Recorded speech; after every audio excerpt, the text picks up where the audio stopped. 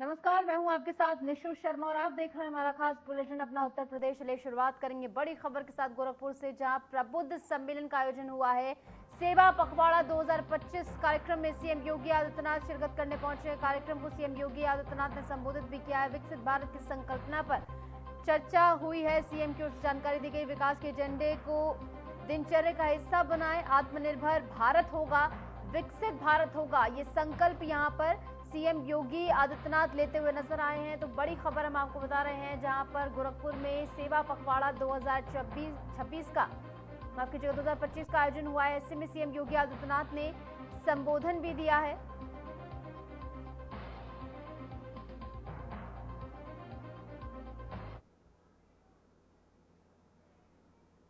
और इस बीच गोरखपुर आपको सीधे लिए चलते हैं, जहां पर सीएम योगी आदित्यनाथ क्या कुछ कह रहे हैं, सुनिए। सिंचाई के साधन हैं, विद्यार्थियों के लिए शिक्षण सामग्री टैक्स फ्री कर दी गई, बीमा टैक्स फ्री कर दिया गया। यानी एक बड़े रिफॉर्म को लेकर के प्रधानमंत्री जी आगे बढ़े। इसका मतलब मार्केट हेल्दी होगी।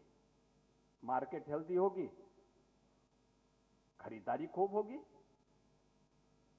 स्वाभाविक रूप से लोग टैक्स भी देंगे, कम पैसे में अच्छी खरीदारी करेंगे, लोगों के खरीद का दायरा बढ़ेगा, रोजगार का सृजन होगा और लोगों को नई नई चीजों का स्वाद लेने का आनंद भी होगा।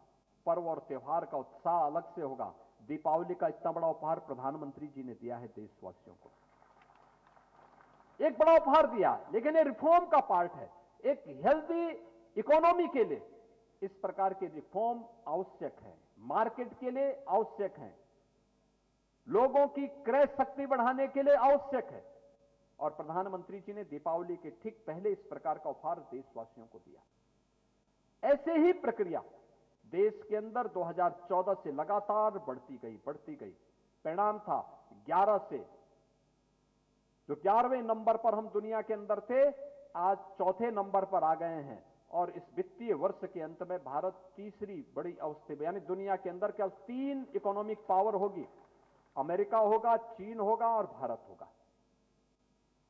आप सोचो, एक यात्रा वह कि जब देश आजाद हुआ था, हम दुनिया के अंदर मात्र 3% पर हमारी पहुंच थी। आज दुनिया के एक बड़े मार्केट पर हमारा कब्जा है। आज दुनिया पर भारत का एक बहुत बड़े दायरे में भारत अपने आप को स्थापित करता है। और आज की व्यवस्था में आप देखेंगे तो भारत के बगैर दुनिया का ध्रुवीकरण अत्यंत कठिन होता है। भारत अगर किसी एक ध्रुव के साथ चलता है तो दूसरे की श्वास फूलने लगती है, दूसरे की श्वास फूलती भी दिखाई देती है। यानी ये नए भारत की वह कहानी है, जिसको जब योग्य और यशस्वी नेतृत्व प्रदान होता है तो देश कैसे उठ करके खड़ा होता है। ये नए भारत ने प्रधानमंत्री मोदी जी के नेतृत्व में पिछले 11 वर्षों के अंदर देखा है। क्योंकि हमने, प्रधानमंत्री जी ने देश को पंच प्रण का स्मरण कराया था, और पंच प्रण वही थे कि गुलामी की मानसिकता को समाप्त करना, अपनी विरासत पर गौरव की अनुभूति करना। सामाजिक एकता पर बल है तो अपने पूर्वजों के प्रति, अपने सैनिकों के प्रति कृतज्ञता का भाव भी है। और 5वें नंबर पर आता है, हर नागरिक का अपना कर्तव्य भी है। हर नागरिक अपने अपने कर्तव्यों का निर्वहन करने लग जाए तो फिर कोई समस्या ही उसके सामने नहीं, देश के सामने फिर कोई समस्या ही नहीं। क्योंकि देश का नेशनल कैरेक्टर बनना चाहिए। भारत विकसित होगा, ये केवल मोदी जी का अकेले संकल्प नहीं बनना चाहिए, 140 करोड़ भारतीयों का संकल्प बनना चाहिए। और प्रधानमंत्री जी के इसी संकल्प को अंगीकार करने के लिए हम लोगों ने उत्तर प्रदेश के अंदर इस संकल्प को आगे बढ़ाया। और इस संकल्प के अनुरूप हम लोगों ने भी अपनी कार्य योजना बना करके एक विजन डॉक्यूमेंट को बनाने के लिए हम आज कार्य कर रहे हैं। उत्तर प्रदेश विधानसभा में आपने देखी होगी 27-28 घंटे तक लगातार चर्चा होती रही।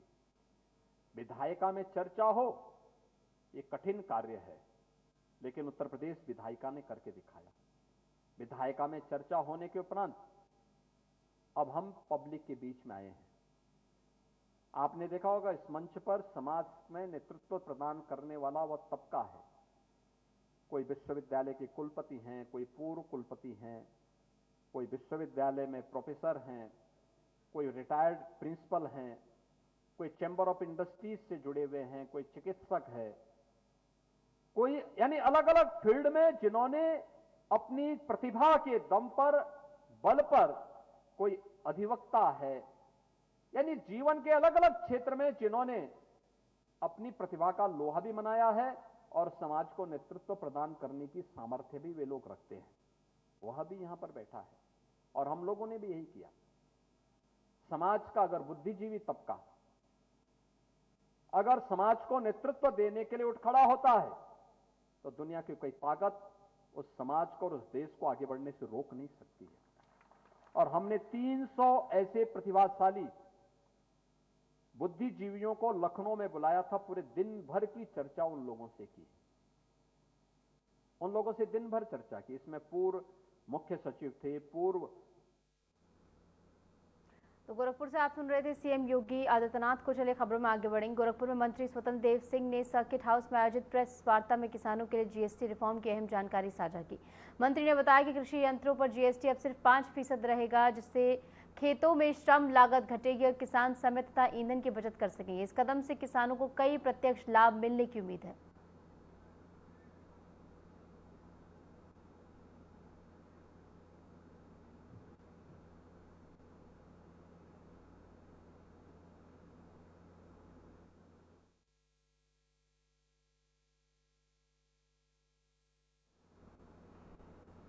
मध्य प्रदेश के मुख्यमंत्री मोहन यादव ने आगरा में फतेहपुर सीकरी के बाद बाकंदा खास गांव में आरएसएस के क्षेत्रीय सेवा प्रमुख ओम प्रकाश सिसोदिया के पिता को श्रद्धांजलि अर्पित की। सिसोदिया के पिता जनक सिंह सिसोदिया का 11 सितंबर को निधन हो गया था। बता दें कि मोहन यादव बाकंदा खास गांव में श्रद्धांजलि अर्पित करने पहुंचे। पहले गांव के बाहर बनी स्मृति स्थल पर गए और वहां पुष्प अर्पित किए। स्मृति स्थल के पास ही वृक्षारोपण किया गया।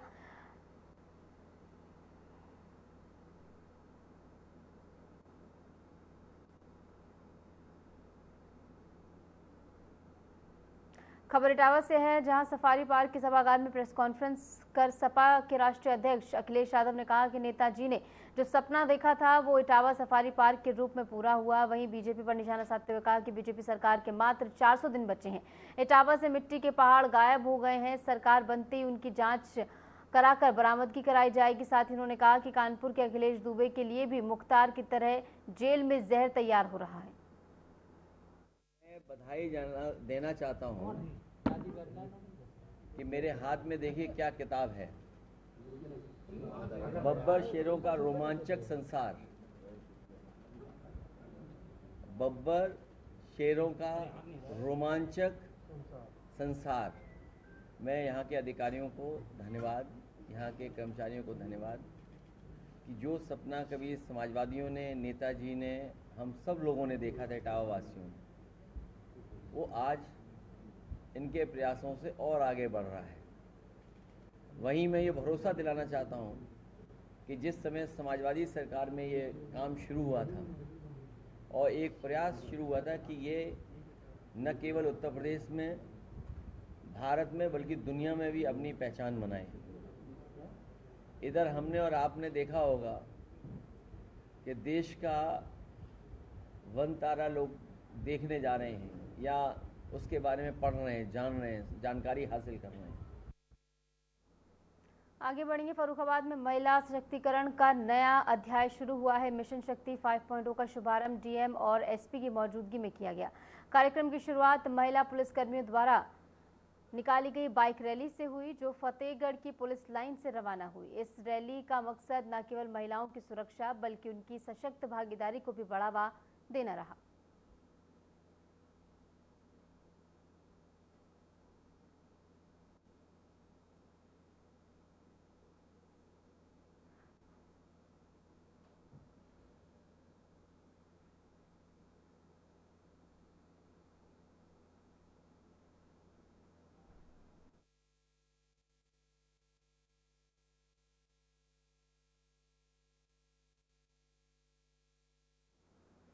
और इस बीच वक्त छूट से ब्रेक के बाद फौरन हाजिर होते हैं।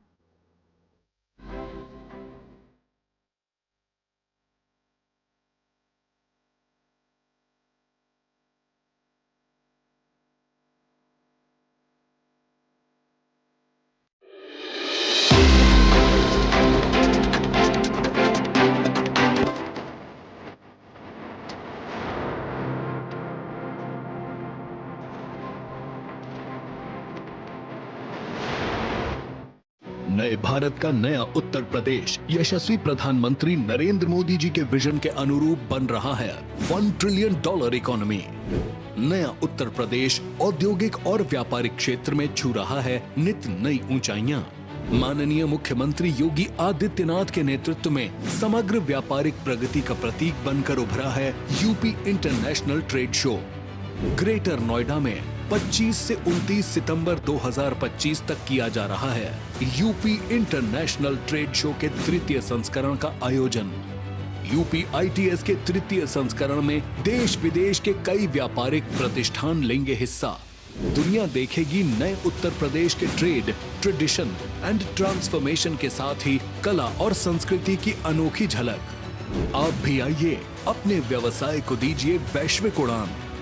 UP international trade show, sourcing का अद्वितीय मंच।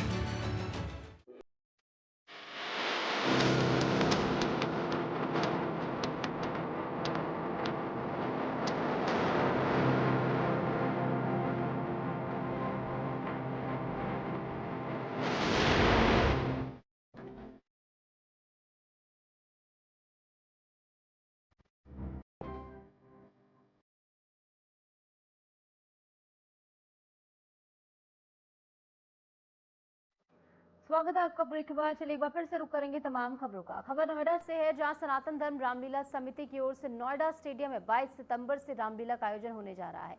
रामलीला की जानकारी शनिवार को आयोजित प्रेस वार्ता में दी गई। समिति महासचिव संजय वाली ने बताया कि यहां डबल स्टोरी स्टेज तैयार किया जा रहा है। पहली बार मंचन हरि भक्ति कला ट्रस्ट दिल्ली एवं मुंबई के टीवी और फिल्मी कलाकारों की ओर से किया जाएगा। इस बार मंच को महल रूप दिया जा रहा है। 2 अक्टूबर को रावण, कुंभकर्ण, मेघनाथ के पुतलों का दहन होगा। 3 अक्टूबर को भरत मिलाप के साथ सांस्कृतिक कार्यक्रम और डांडिया के साथ रामलीला का समापन होगा।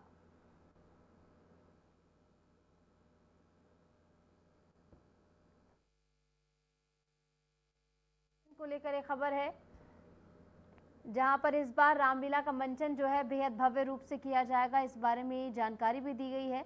2 अक्टूबर को रावण दहन होगा और इस बार की रामलीला जो है हर साल से बेहद खास होगी। नोएडा स्टेडियम में रामलीला का मंचन होगा।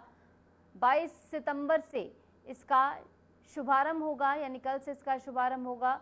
और ऐसे में 2 अक्टूबर को रावण दहन होगा, जिसको लेकर जनता भी बेहद उत्साहित, क्योंकि इस बार की जो आयोजन हो रहे हैं वो बेहद ही भव्य और दिव्य होंगे। स्टेज को महल रूप में सजाया जा रहा है, जिससे आप समझ सकते हैं कि आयोजन कितने ज्यादा भव्य और दिव्य स्तर पर होगा।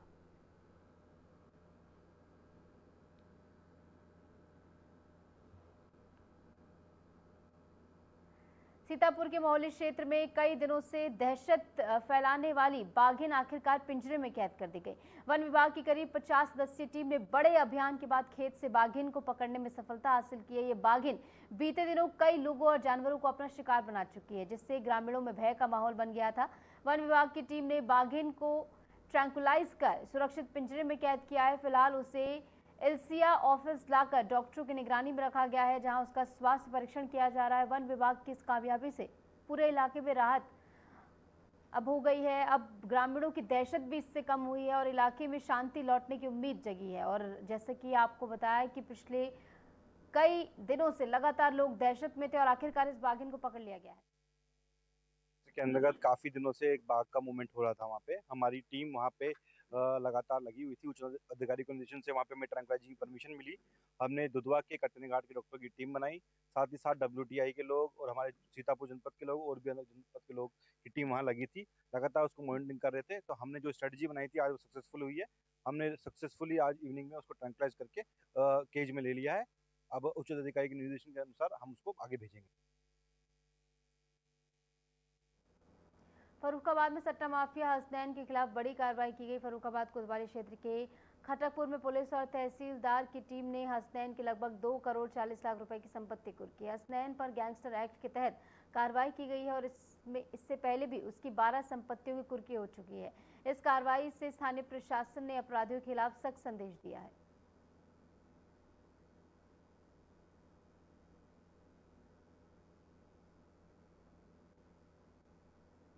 बहराइच जिले की नानपारा पुलिस ने गौकशी में लिप्त आरोपियों के खिलाफ बड़ी कार्रवाई की है। नानपारा कोतवाली इलाके के जमुईपुरवा गांव में मदरसे के पास गौकशी की वारदात सामने आई थी। घटना से नाराज ग्रामीणों की तहरीर पर पुलिस ने 6 लोगों के खिलाफ मुकदमा दर्ज किया था, जिनमें से 4 आरोपियों को पुलिस पहले ही जेल भेज चुकी थी। वहीं 2 आरोपी फरार चल रहे थे। मुखबिर से सूचना मिली कि दोनों आरोपी सरयू नहर की पटरी से नवाबगंज की ओर जा रहे हैं। सूचना पर नानपारा पुलिस ने घेराबंदी कर आरोपियों को रोकने का प्रयास किया, लेकिन तभी आरोपियों ने पुलिस टीम पर देसी तमंचे से फायर कर दी। जवाबी कार्रवाई में एक और आरोपी के पैर में गोली लग गई। वहीं दूसरा आरोपी भागने लगा, तभी पुलिस ने उसे दौड़ाकर पकड़ लिया।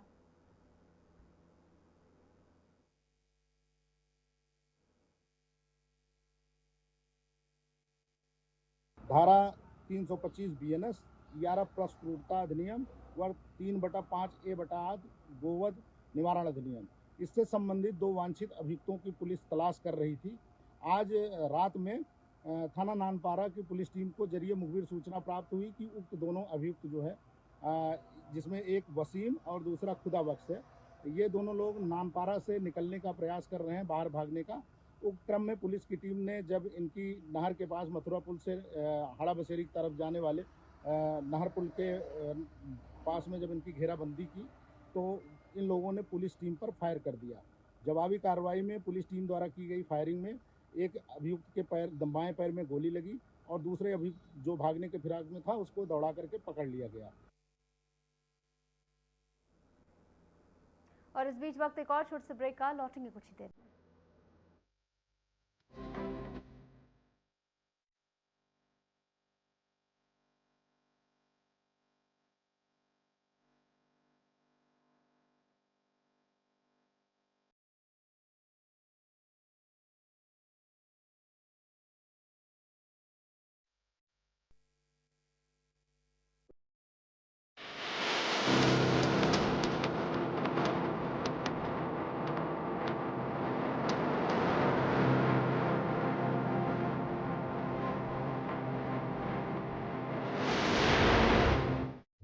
उत्तर प्रदेश की सभी शिक्षकों को मिला है आरोग्य का सबसे बड़ा उपहार। यशस्वी प्रधानमंत्री नरेंद्र मोदी के मार्गदर्शन में मुख्यमंत्री योगी आदित्यनाथ ने 11 लाख से अधिक शिक्षकों और 60 लाख से अधिक उनके परिजनों को दी है कैशलेस उपचार की सुविधा। प्राथमिक एवं उच्च प्राथमिक विद्यालयों के शिक्षक, अशासकीय सहायता प्राप्त विद्यालय एवं महाविद्यालयों के शिक्षक, स्ववित्त पोषित विद्यालय और महाविद्यालयों के शिक्षकों के साथ ही शिक्षा मित्र, अनुदेशक, रसोइया और उनके परिवारों को मिलेगा निःशुल्क उपचार का लाभ। देश का भविष्य गढ़ने वाले 81 शिक्षकों को मुख्यमंत्री शिक्षक सम्मान एवं शिक्षा मित्रों और अनुदेशकों का मानदेय बढ़ाने के उद्देश्य से किया गया है एक उच्च स्तरीय कमेटी का गठन। गुरुजनों का सम्मान, सशक्त राष्ट्र की पहचान, काम दमदार, डबल इंजन सरकार।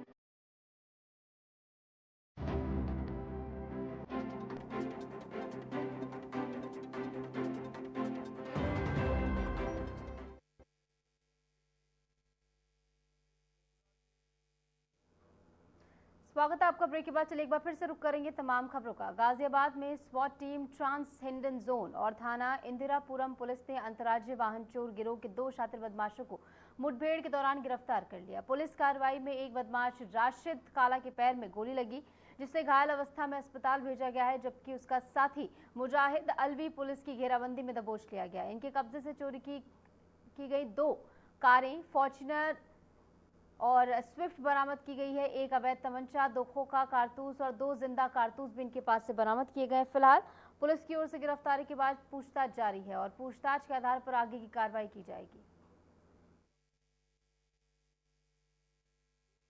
थाना क्षेत्र इंदिरापुरम पर एक वादी के द्वारा ये शिकायत दी गई थी कि उनकी फॉर्च्यूनर कार को कुछ अज्ञात चोरों के द्वारा चोरी कर लिया गया है। उक्त सूचना पर तत्काल ही सुसंगत धाराओं में अभियोग पंजीकृत किया गया था तथा थाना इंदिरापुरम पुलिस तथा हिंडन जोन की स्वाट टीम के द्वारा उक्त अभियोग के अनावरण हेतु प्रयास शुरू किए गए थे। उसी क्रम में आज मुखबिर की सूचना के आधार पर तथा इंटेलिजेंस के सहायता से सुबह के समय थाना क्षेत्र इंदिरापुरम में पुलिस मुठभेड़ में 2 अभियुक्तों को गिरफ्तार किया गया, जिनके नाम राशिद काला तथा मुजाहिद अलवी हैं। इनके कब्जे से उक्त घटना में चोरी की गई फॉर्च्यूनर कार तथा एक अन्य कार भी बरामद की गई है, जिसे इन्होंने उत्तर प्रदेश के मऊ जिले में पुलिस ने अंतर जिला वाहन चोर गिरोह का पर्दाफाश किया है। दक्षिणी टोला पुलिस ने बलिया और गाजीपुर के रहने वाले 2 शातिर वाहन चोरों को गिरफ्तार किया।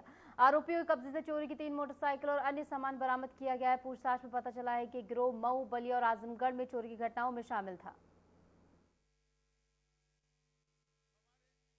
देखिए, आज थाना दक्षिण टोला जनपद मऊ के द्वारा एक अच्छा कार्य किया गया है, जिसमें हमने 2 शातिर अंतर जनपदीय वाहन चोर को गिरफ्तार किया गया है। उल्लेखनीय है कि चोरी की बढ़ती घटनाओं के क्रम में पुलिस अधीक्षक महोदय द्वारा दिए गए निर्देशों के क्रम में टीमें गठित करके इस पे लगातार कार्य किया जा रहा था। उसी क्रम में जब थाना दक्षिण टोला में एक दर्ज मुकदमा, जिसमें रिलायंस जियो कंपनी के जो टावर लगे होते हैं, वहाँ पर जो सोलर पैनल लगा हुआ था, उसकी चोरी से संबंधित एक घटना के संबंध में मुकदमा दर्ज कराया गया था। उसी को अनावरण करते हुए सफलता प्राप्त किया है। इसमें 2 चोर, जिनका नाम भूपेंद्र यादव, ये बलिया का रहने वाला है, और एक अखिलेश राम, जो कासिमाबाद जनपद गाजीपुर का है, इन्होंने ही इसको जो है कि चोरी किया था।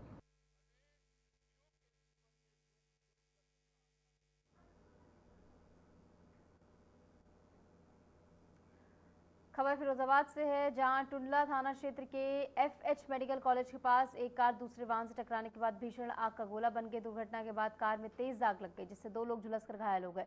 मौके पर पहुंची पुलिस ने घायलों को जिला अस्पताल भेजा है। वहीं सूचना मिलते ही फायर ब्रिगेड की टीम मौके पर पहुंची और आग पर काबू पाया गया। हादसे से क्षेत्र में अफरा तफरी मच गई।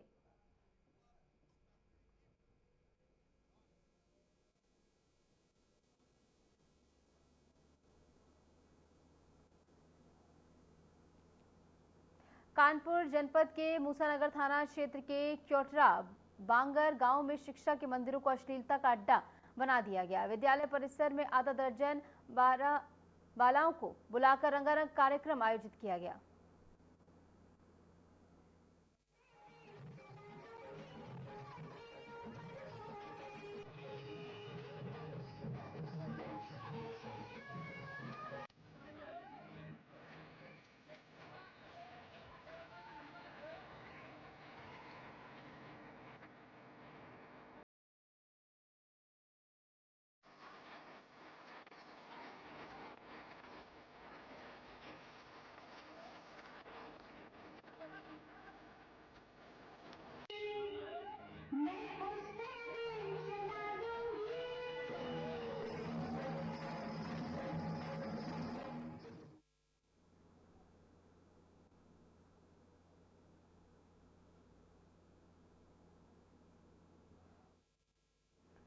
खबर गोंडा से, जहां मौरी गांव में भारत पाकिस्तान एशिया कप मुकाबले से पहले लोगों ने हवन पूजन कर भारत की जीत की कामना की। सनातनी दुर्गा पूजा समिति के बैनर तले आयोजित इस आयोजन में ग्रामीणों ने पाकिस्तान स्वाहा के जयकारों के साथ आहुति दी और ईश्वर से पाकिस्तान पर भारत की करारी जीत की प्रार्थना की। विश्व हिंदू परिषद बजरंग दल के विभाग संयोजक शारदा कांत पांडे ने बताया कि हवन गुरु के आदेश पर किया गया है और तब तक जारी रहेगा जब तक भारत की जीत की सूचना नहीं मिल जाती। पंडित विजय कुमार पांडे ने भी कहा कि जब भी भारत पाकिस्तान मैच होता है, वह हवन पूजन के जरिए सकारात्मक ऊर्जा भेजते हैं। ग्राम सभा खड़गोपुर अमृत सरोवर नौहारी तट पर हमारे गुरु पूज्य गुरुदेव का आदेश है कि आज भारत पाकिस्तान का मैच है। उस मैच को जिताने के लिए हम ग्रामवासी सभी संभ्रांत व्यक्ति बैठ करके हवन पूजन कर रहे हैं। उद्देश्य इसका ये है कि जो भारत और पाकिस्तान का मैच चल रहा है, उस मैच में हम लोग सदा विजयी होते आए हैं और उसी क्रम में हम लोगों ने हवन पूजन का कार्यक्रम यहाँ किया है। जब तक ये हवन चलता रहेगा, जब तक जो है हमको सूचना नहीं मिल जाएगी कि भारत ने जो है पाकिस्तान पे विजय प्राप्त कर ली।